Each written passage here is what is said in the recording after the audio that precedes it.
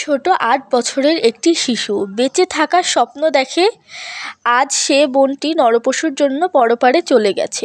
এরকম নরপশুদের সমাজ থেকে বের করা উচিত আমাদের। আমিও একজন শিশু, আমার নিরাপত্তা কোথায়? তাই আমি একটি গজল পরিবেশন করব, সবাই শুনুন। ধর্ষিতা বোন কাঁদছে আমার, করছে হাহাকার, চোখেরই জল যায় শুকিয়ে, পায় না তবু বিচার। ধর্ষিতা বোন কাঁদছে আবার, করছে হাহাকার, চোখেরই জল যায় শুকিয়ে, পায় না তবু বিচার। হায় না যেমন ওরা তেমন নেই তো দয়া মায়া, দূষিত হয় সমাজটা যে পড়লে ওদের ছায়া।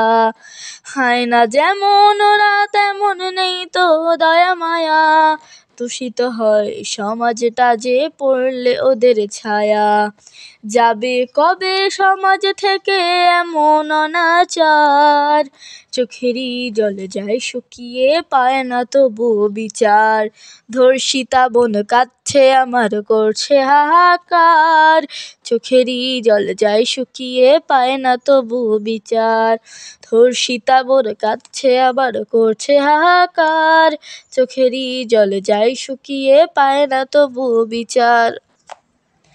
ছোট্ট শিশু পায় না তো ছাড় ওদের কবল থেকে, বোবার মুখে ফুটে কথা ওদের নিষ্ঠুরতা দেখে।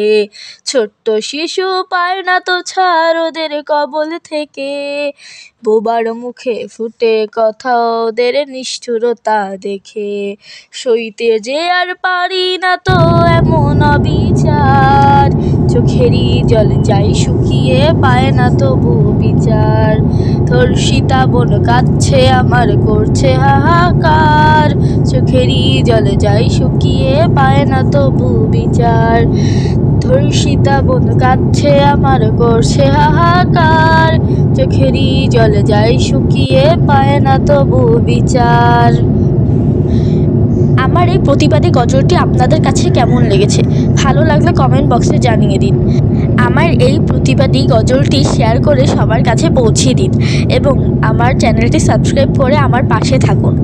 আর আজকের এই ভিডিওটি ভালো লাগলে কমেন্ট বক্সে জানিয়ে দিন। ভালো থাকুন, সুস্থ থাকুন, আল্লাহ হাফেজ।